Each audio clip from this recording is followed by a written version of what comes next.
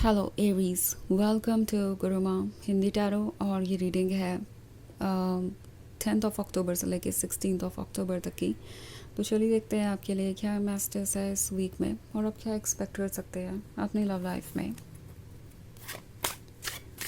Messages for Aries.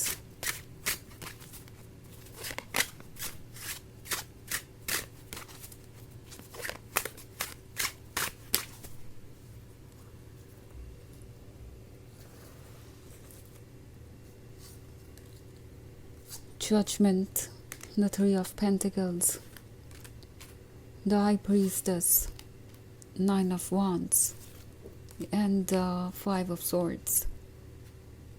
Okay. So हमारे पास है the high priestess. The high priestess है तो ऐसा लगता है जैसे कि ये पर्सन सोच रहा है कि आप सब कुछ कैसे समझते हैं। उन्हें ऐसा लगने लगा है कि आप उनका माइंड रीड कर सकते हैं और वो अब एक्सपोज से आपके सामने।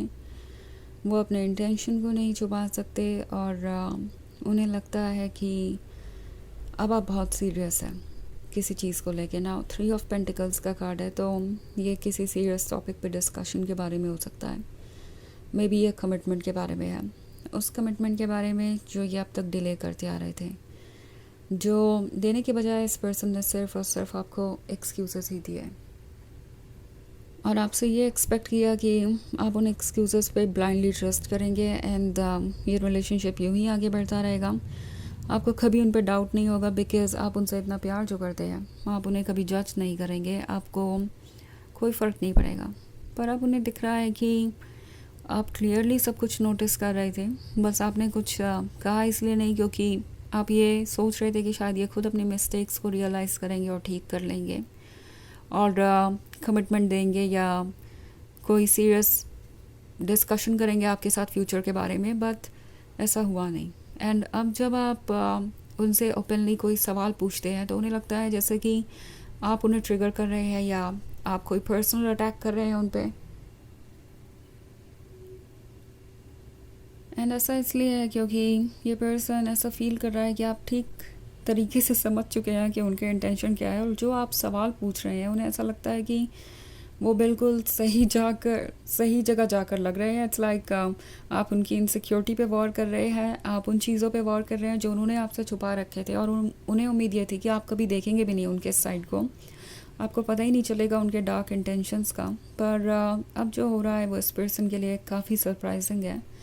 द हाई प्रीस्टेस क्लियरली चाहती है क्लैरिफिकेशन उनसे और ये पर्सन जानता है कि अब किसी भी तरीके का एक्सप्लेनेशन काम नहीं आएगा। ऐसा एक्सप्लेनेशन जो पॉइंटलेस हो वो काम नहीं आएगा बिकॉज जजमेंट का कार्ड है। तो द हाई प्रीस्टेस ने ये सोच लिया है कि वो एक जेन्युइन हार्ट के अलावा किसी और चीज़ पे सेटल नहीं करेगी और उन्हें लगता है कि ये प्रूव करना आपके सामने कि वो जेन्युइन है, उनके इंटेंशंस जेन्युइन है आपको लेकर, ये सबसे मुश्किल टास्क है। उन्हें लगता है कि द हाई प्रीस्टेस को जो भी चाहिए वो ऑफ़र नहीं कर सकते और दूसरी तरफ ये पर्सन ये भी जानता है कि जो एफ़र्ट्स उन्हें करने पड़ेंगे इस रिलेशनशिप को बचाने के लिए, आपका ट्रस्ट जीतने के लिए, वो नहीं कर पाएंगे। सो ये काफ़ी परेशान है, ये सोच रहे हैं कि किस तरीके से अब वो दोबारा अपने आप को डिफेंड करें, इसलिए यहाँ पे 9 ऑफ वॉन्ड्स का कार्ड है।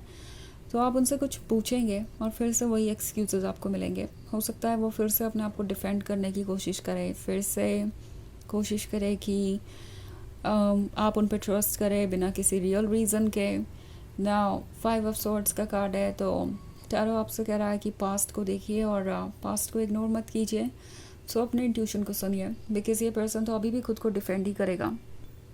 तो आप फिर से डिसअपॉइंट हो सकते हैं, आपको ऐसा लगेगा कि इतना कुछ होने के बाद भी ये अपनी मिस्टेक्स को रियलाइज़ करने को तैयार नहीं है। सो उस सिचुएशन में टैरो आपसे कह रहा है कि अभी भी आप सेटिस्फाइड नहीं होंगे उनके जवाबों से और ये आपको सोचने पे मजबूर करेगा कि क्या आप एक ऐसे पर्सन के साथ रह सकते हैं जो अपनी मिस्टेक्स को रिकग्नाइज़ करने तक को तैयार नहीं है, जो अकाउंटेबल नहीं बनना चाहता, जो अपनी गलतियों की जिम्मेदारी लेके उसे ठीक नहीं करना चाहता। सो टैरो आपसे कह रहा है कि अपनी चॉइस करते वक्त इस पर्सन से ज़्यादा अपने मन की सुनिए, पास्ट को देखिए और एक्सपीरियंसेस को इग्नोर मत कीजिए।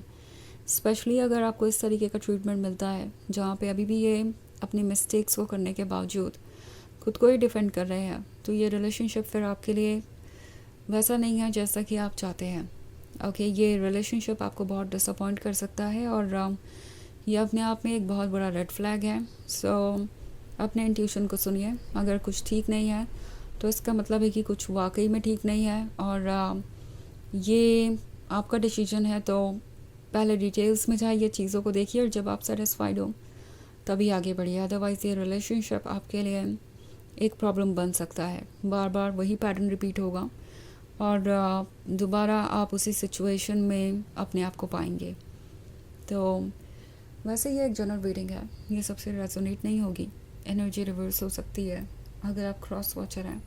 इसके अलावा अगर आप पिछले वीक की रीडिंग या ईयरली रीडिंग देखना चाहें 2025 की, तो उसका लिंक आपको डिस्क्रिप्शन बॉक्स में मिल जाएगा हमेशा की तरह। तो चलिए आगे बढ़ते हैं और देखते हैं और क्या मैसेजेस हैं आपके लिए। Messages for Aries, the Eight of Cups, the World, the Six of Swords, the Tower, the Knight of Wands. Okay. So हमारे पास है द टावर। द टावर है तो ऐसा लगता है कि कुछ सडनली चेंज हो रहा है, और ये चेंज आपके लिए बहुत इम्पॉर्टेंट है, बिकॉज़ यही वो चेंज है जो आपके सामने सारा ट्रूथ रख देगा, और आपको ये रियलाइज़ होगा कि आपके लिए क्या अच्छा है क्या नहीं। ओके, सो द वर्ल्ड का कार्ड है। बहुत तेज़ी से सिचुएशन चेंज हो रही है और आप ग्रो कर रहे हैं। आपकी स्पिरिचुअल पावर्स इंक्रीज़ हो रही है, आप काफ़ी इंट्यूटिव है, तो ट्रस्ट कीजिए अपने इनर इंट्यूशन को। ऑल्सो इसका मतलब ये भी है कि आपको कुछ वक्त लेना चाहिए अपने लिए, एंड खुद पे फोकस करना चाहिए। नाउ 8 ऑफ कप्स का कार्ड है, तो ये वो पर्सन है जिसकी उम्मीदें आपसे ख़त्म ही नहीं होगी, एरीज। ओके, ये चाहेंगे कि 8 ऑफ कप्स को आप ही 10 ऑफ कप्स बना दें, जबकि 8 ऑफ कप्स भी आप ही ने ऑफ़र किया है। सो अपने आप को देखिए, लाइक आप बहुत टायर्ड फील कर रहे हो सकते हैं, और सबसे इम्पॉर्टेंट बात यह है कि इतना टायर्ड होते हुए भी आप अपनी तरफ से एफर्ट कर रहे थे, आपने कभी कंप्लेन नहीं की। बट स्टिल अगर कोई आपको ऐसे ट्रीट कर रहा है तो डेफिनेटली ये रिलेशनशिप आपके लिए बिल्कुल भी ठीक नहीं है। ओके, ये अपने आप में एक बहुत बड़ा रेड फ्लैग है। पहली बात तो आपके एफ़र्ट्स को अप्रिशिएट ना करना ही अपने आप में एक बहुत बड़ा रेड फ्लैग था, पर अब तो ये नेक्स्ट लेवल पे जा रहा है। ऑल्सो नाइट ऑफ वॉन्ड्स का कार्ड है, तो आप किसी ऐसे पर्सन से डील कर रहे हो सकते हैं जो दूसरों से फ्लर्ट कर रहा था, जो आपको एक ऑप्शन की तरह ट्रीट कर रहा था, जिसने आपको इग्नोर्ड महसूस कराया, और अब आप बहुत ज़्यादा अनकंफर्टेबल हो चुके हैं, क्योंकि ये पर्सन पहले तो ये सब कुछ करता है, उसके बाद इन्हें जस्टिफाई भी करता है, इन एक्शंस को जस्टिफाई करता है, और ऐसे शो करता है जैसे कि आप एक ओवर थिंकर हैं। अगर आप इस तरीके के रिलेशनशिप में नहीं रहना चाहते, तो अगर आप चाहते हैं कि वो बाउंड्रीज़ की रिस्पेक्ट करे, तो अगर आप चाहते हैं कि वो भी आपके साथ वैसे ही लॉयल रहे जैसे आप हैं, तो सो नाइट ऑफ वॉन्ड्स के बाद हमारे पास है 6 ऑफ स्वॉर्ड्स। ये एक जर्नी को दर्शाता है। ये जर्नी आसान तो नहीं है, पर ये आपके लिए ज़रूरी है। अगर आपके केस में देखा जाए तो 6 ऑफ स्वॉर्ड्स आपसे कह रहा है कि आप गाइडेड है, यूनिवर्स आपको प्रोटेक्ट करके ले जा रहा है वहाँ जहाँ आपको होना चाहिए, और ये जो जर्नी है ये आपको अभी मुश्किल लग रही है, बिकॉज़ अभी आप अपने डेस्टिनेशन को नहीं देख पा रहे, पर एक बार जब आप इससे बाहर आएंगे तो आपको पता चलेगा कि ये सब क्यों हुआ, और ये सब आपके लिए अच्छा क्यों था, किस तरीके से ये आपके लिए पॉजिटिव साबित होगा, ये आपको बाद में पता चलेगा। एंड ऑल्सो 6 ऑफ स्वॉर्ड्स इस पर्सन के बिहेवियर को भी दर्शा सकता है, जो आपसे ठीक उस समय दूर हो गया जब आपको उनकी सबसे ज़्यादा ज़रूरत थी, जब आप चाहते थे कि वो एक्सप्लेनेशन दे अपने एक्शंस का। ये बचना चाहते थे किसी चीज़ से, और इसलिए ये आपसे दूर गए, और अब अगर आप उनसे सवाल भी पूछेंगे तो वो अपने आप को डिफेंड कर सकते हैं। तो चलिए देखते हैं आपके लिए ऑरेकल मैसेज क्या है।